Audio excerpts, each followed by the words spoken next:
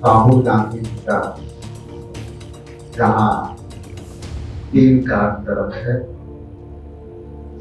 पहला, जब वो यहाँ आएंगे तो एयरपोर्ट से सीधे बेगूसराय हमारा पलायन रोको।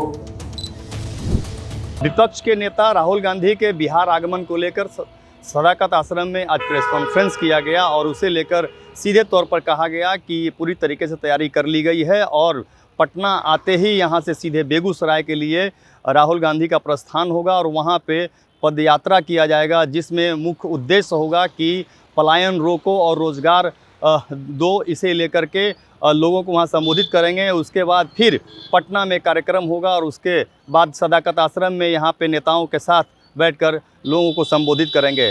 तो सीधे तौर पर यहाँ इस बार जो है पूरी व्यवस्था जो है कर ली गई है। लेकिन आपको बता दें कि यहाँ जिस तरीके से बिहार विधानसभा चुनाव को लेकर तमाम पार्टियाँ जो है वो अपनी अपनी रणनीति तैयार करने में जुटी हुई है, तो ठीक उसी तरह कांग्रेस भी अपनी रणनीति तैयार करने के लिए यहाँ अपने नेताओं के साथ बैठक कर रही है।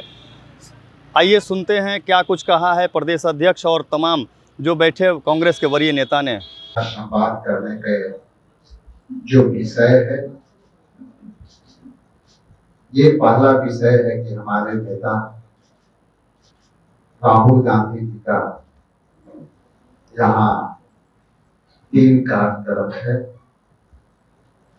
पहला, जब वो यहाँ आएंगे तो एयरपोर्ट से सीधे बेगूसराय हमारा पलायन रोको, नौकरी दो पदयात्रा में भाग लेंगे।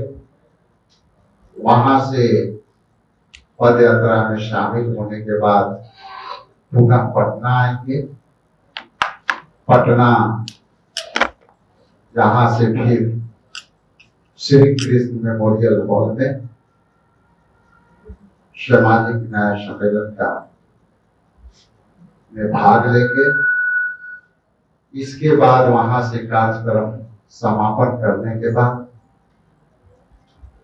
इस ऐतिहासिक प्रांगण सदाकत आश्रम में सभी सम्मानित वर्गीय नेता कार्यकर्ताओं को संबोधित करेंगे और बिहार में संगठनात्मक पहलुओं को ताकत देने के लिए कुछ संदेश लेके आएंगे।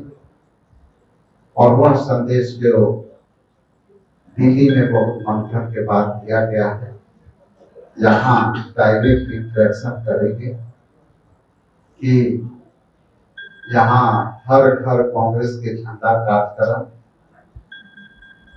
कुछ कैसे चलाना है और हर गांव में पंचायत स्तर पर चौपाल कार्यक्रम हम कैसे गति दें और अपने जिला अध्यक्ष और प्रखंड अध्यक्षों को हम उनको ताकत कैसे दें। संभवतः इस विषय पर विस्तृत चर्चा चलेगी।